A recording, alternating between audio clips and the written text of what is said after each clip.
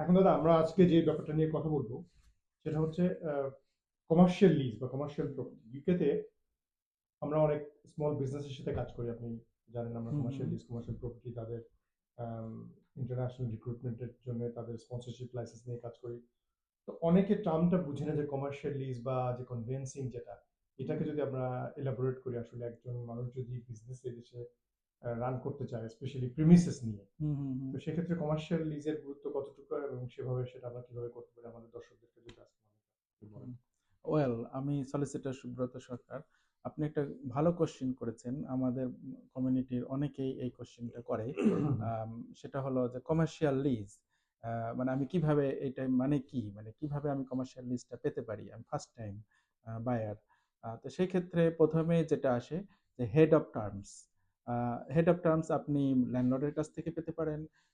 আপনি যারা এজেন্ট আছে, স্টেট এজেন্ট, তাদের কাছ থেকে পেতে পারেন। তো সেখানে কি থাকে, সেখানে মেইনলি থাকে কি অফ দ্য টার্মস। আপনার লিজটা কত বছরের জন্য হবে, লিজে পার্টি কয়জন থাকবে, তাদের লিজের রেন্ট কত হবে, রেন্ট রিভিউ কতদিন পর পর হবে, সেই জিনিসগুলো মূলত এখানে থাকে। ডিপোজিট আছে কিনা, গ্যারেন্টি লাগবে কিনা, হ্যাঁ, সেক্ষেত্রে কে গ্যারান্টর হবে, সবকিছু মিলেই আপনাকে এই জিনিসগুলো হেড অফ টার্মসের মধ্যে কি আকারে দেওয়া থাকবে। তারপরে আপনি যেটা করবেন যে আপনি একটা ফাইন্ডিং এ সলিসিটর, যারা আপনার এই ট্রানজেকশনটাকে কমপ্লিট করবে, যে আপনি বায়ার, এবং অ্যাজ এ বায়ার আপনি যে প্রপার্টিটা কিনছেন, সেই প্রপার্টিটার ক্ষেত্রে আপনি পারচেজার হিসাবে আপনি ল্যান্ডলর্ডের কাছ থেকে কি কি টার্মস পাচ্ছেন, এবং আপনি সেলারের কাছ থেকে বেসিক্যালি ল্যান্ডলর্ড এই ক্ষেত্রে আপনাকে লিজটা দিবে, সেক্ষেত্রে সে লেজর আর আপনি লিজি। হ্যাঁ, এই এই তার জিনিসগুলো। মানে হচ্ছে যে আপনাকে যদি হেড অফ টার্ম যদি সিম্পল টার্ম সাধারণ মানুষের জন্য যদি বোঝাতে চাই, হেড অফ টার্মটা হচ্ছে দুইজন ব্যক্তির মধ্যে যে কন্ট্রাক্টটা হচ্ছে, লিজের যে কন্ট্রাক্টটা, এটার কি কি টার্মস এন্ড কন্ডিশন দুইজনের মধ্যে হচ্ছে সেটা হেড অফ টার্মসে লেখা থাকবে। কত টাকা ডিপোজিট দিবে, কত দিনের জন্য লিজ নিবে, বা পার্টি কে কে, দুইজনের লিজে কি দুইজনের নাম থাকবে না তিনজনের নাম থাকবে, কজন থাকবে, অনেক শাসন বিজনেস পার্টনার থাকে, এই ব্যাপারগুলো হেড অফ টার্মে থাকে। হ্যাঁ, এবং এক্ষেত্রে একটু আমি অ্যাড করি, সেক্ষেত্রে কোম্পানিও কিন্তু লিজে ইন করতে পারে। পার্সোনালি না করে না একটা করে কোম্পানিও কোম্পানি লিজ নিতে পারে। নিতে পারে, আবার কোম্পানির এগেনস্টে পার্সন থাকতে পারে। আচ্ছা। হ্যাঁ, তো এই জিনিসগুলোই হেড অফ টার্মস এর মধ্যে থাকবে। আর সেই ক্ষেত্রে আপনি যখন এগ্রি করবেন হেড অফ টার্মস এর সকল কিছু, তখন আপনি এটা প্রসিডিং এ যাবেন যে কিভাবে এটা কমপ্লিশন করা যায়।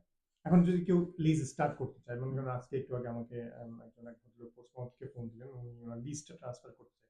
এই ক্ষেত্রে একটা লিজ করতে হলে, দুইটা লিজের এগ্রিমেন্ট করতে হলে কয়জন ল ল ফার্মের ইনভলভমেন্ট আচ্ছা, লাগবে, বা প্রসেসটা কি আমাকে একটু গুড বলবেন? কোয়েশ্চেন।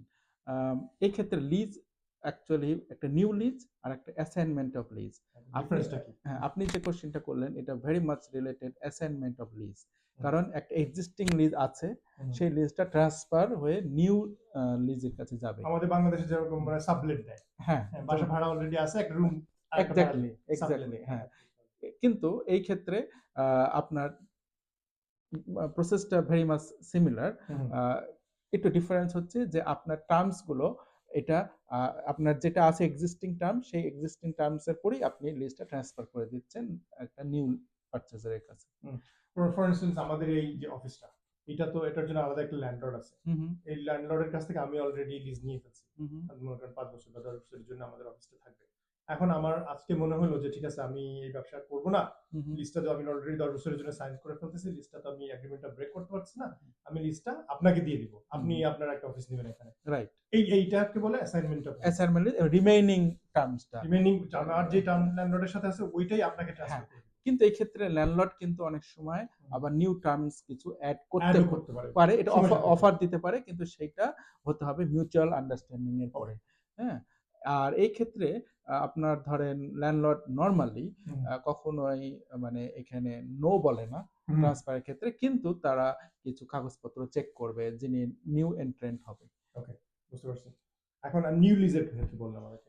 আচ্ছা, নিউ লিজের ক্ষেত্রে কমপ্লিটলি ধরেন এটা ল্যান্ডলর্ড এবং যে লিজি হবেন হুম, পারচেজার, তাদের মধ্যে একটা কন্ট্রাকচুয়াল এগ্রিমেন্ট। হুম। আর সেই ক্ষেত্রে মনে করেন ল্যান্ডলর্ড, আপনি ল্যান্ডলর্ড, আপনার প্রেমিসেসটা, আপনার শপটা আমি ভাড়া নিব ৫ বছরের জন্য। হ্যাঁ সেক্ষেত্রে এটা new lease, completely new lease. Complete new lease হবে, এবং সেই ক্ষেত্রে আপনার রেন্ট কত, রেন্ট ডিপোজিট কত দিনের জন্য, এটা কি 3 মান্থ না 6 মান্থ, হ্যাঁ, অ্যাডভান্স রেন্ট কত, এই টার্মগুলো থাকবে। কত বছরের লিজ, এটা কি 10 বছরের লিজ না এটা 15 বছরের লিজ না এটা 5 বছরের লিজ, এটা থাকবে।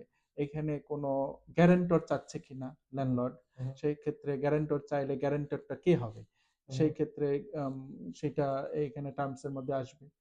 প্লাস এই লিজটা ক্লোজ লিজ না ওপেন লিজ, এটা ডিফারেন্সটা কি ক্লোজ লিজ? আচ্ছা, ক্লোজ লিজ আর ওপেন লিজের ডিফারেন্ট হচ্ছে যে এখানে একটা 1954 অ্যাক্ট আছে ল্যান্ডলর্ডের টেনেন্সি অ্যাক্ট, সেই অ্যাক্টে বলা আছে যদি ল্যান্ডলর্ড লিজের কন্ডিশনের মধ্যে কোনো কিছু না বলে, যে এই লিজটা 10 বছর পরে রিনিউ হবে কি হবে না এসব না বলে, তাহলে এটা অটোমেটিক রাইট কারেন্ট টেন্যান্টের জন্য যে রিনিউ করা লিজ, অটোমেটিক রাইট।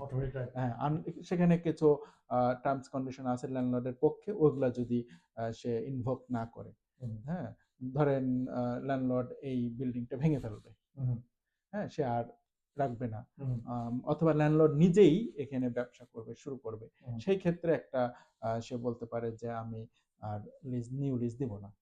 আর আপনার যেটা বলা হচ্ছে ক্লোজ লিজ, সেটা হচ্ছে ল্যান্ডলর্ড প্রথমেই আপনার টার্মস কন্ডিশনের মধ্যে ঢুকায় দিচ্ছে যে এরকম তুমি 5 বছর পর আর তোমাকে চলে যেতে হবে, তোমাকে রিনিউ করা হবে না, এবং এই শর্তে তুমি লিস্টটা কিনছো, একে বলা হয় কন্ট্রাক্টিং আউট। আউট এবং স্ট্যাচুটরি ডিক্লারেশন লাগে, সেই ডিক্লারেশন দিবেন যে না আমি স্ব ইচ্ছায় এগ্রিমেন্টে ঢুকছি যে 5 বছর পর আমি এই প্রেমিসেস ছেড়ে যাব, হ্যাঁ, আমি আর কোনো দাবি করব না। ঠিক আছে, তাহলে এখন আমরা মনে করি দুই পক্ষই এগ্রি হয়ে গেল, এগ্রি হয়ে যাওয়ার পর এখন লিজটা কমপ্লিট কিভাবে করতে, কমপ্লিশন? আচ্ছা, কমপ্লিশনের ক্ষেত্রে দুটো স্টেজ, একটা হচ্ছে প্রি কমপ্লিশন স্টেজ আর একটা হচ্ছে পোস্ট কমপ্লিশন স্টেজ। তা আপনি যদি পারচেজারের পক্ষে অ্যাক্টিং করেন, নরমালি আমরা পারচেজারের পক্ষে কল লিস্টে যে নিচ্ছে, হ্যাঁ, বায়ার এগুলারই বেশি কল পাই, কারণ তারই ইনকোয়ারিটা বেশি থাকে।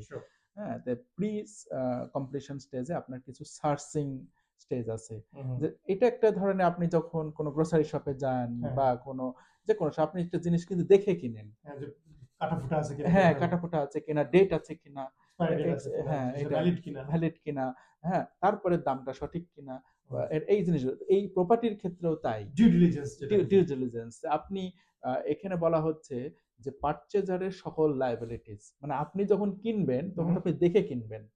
আপনি প্রিমিসেসটা গেলেন, আপনাকে বলা হলো যে 2 বেডরুমের এটা যে কমার্শিয়াল প্রপার্টি, কিন্তু আপনি যদি না দেখে কিনেন, তারপরে আপনি কেনার পরে দেখলেন এটা 2 বেডরুম না, এটা 1 বেডরুম আর একটা ছোট্ট একটা কামরা আছে, তাহলে তো আপনি তখন বলতে পারেন, সেজন্য আপনি আগে দেখবেন, দেখে কিনবেন। তারপরে প্রপার্টির মধ্যে কোনো ফাটা আছে কিনা, কোনো ক্র্যাক আছে কিনা, উইন্ডো কোনো ব্রোকেন আছে কিনা, তারপরে প্রপার্টির সাথে অনেক কিছু আপনার রিলেটেড আছে, যেরকম ইজমেন্ট, কভেনেন্ট। হ্যাঁ, ইজমেন্ট হচ্ছে যেরকম ধরেন আপনার অ্যাজ এ কমার্শিয়াল আপনি একটা রেস্টুরেন্ট ওনার, তাহলে সেই ক্ষেত্রে আপনার বিনটা কোথায় রাখবেন, আপনি তো বিন যে কোনো জায়গায় রাখতে পারবেন না, তাহলে বিন রাখার জায়গাটা এই লিজের মধ্যে আছে কিনা, স্পেসিফাই করে দেওয়া আছে কিনা, হ্যাঁ, আপনার গাড়িটা যে আসবে ডেলিভারি ভ্যান, সেই ভ্যানটা আপনার প্রেমিসেসে দাঁড়াতে পারবে কিনা, কারণ জায়গা আছে কিনা, পার্কিং স্পেস আছে কিনা, এগুলো সব মেনশন করা থাকে।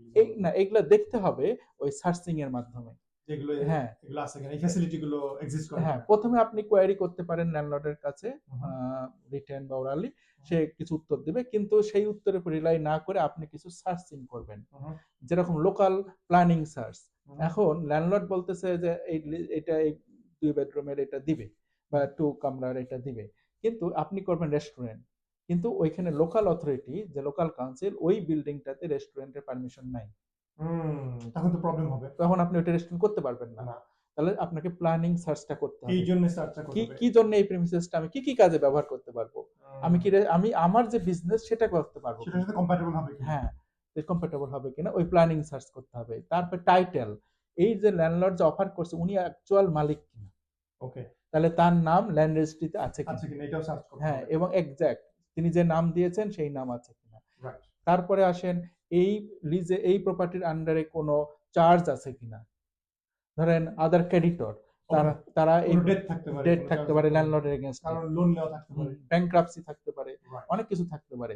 তা আপনি উঠার পরে দেখা যাচ্ছে আপনার ঘরে লক করে এই দিল। সার্চটা কোথা থেকে করবো আমরা? গভর্নমেন্টের ওয়েবসাইটে গভর্নমেন্টের লোকাল কাউন্সিল সার্চ, কিছু প্ল্যানিং এর টাকা জন্য। পে করতে হয়, হ্যাঁ, হ্যাঁ, ফিস আছে, ফিসটা পে হ্যাঁ, প্রত্যেকটা সার্চের জন্য আলাদা। যেমন ওয়াটার এন্ড ড্রেনেজ, হ্যাঁ। যে আপনি যে রেস্টুরেন্ট করবেন আপনার কমার্শিয়াল ড্রেনেজ আছে কিনা, ওকে, কারণ কমার্শিয়াল ড্রেনেজ না থাকলে কাউন্সিল আপনাকে এখানে ওই রেস্টুরেন্ট করতে দিবে না, রাইট, কারণ তার যে কমার্শিয়াল ওয়েস্টেজ সেইটা ওই ড্রেন কোপ করতে পারে কিনা, পারমিটেড কিনা। শিওর, হ্যাঁ, ড্রেন আছে কিন্তু এটা কমার্শিয়ালি ইউজের জন্য কিনা। শিওর।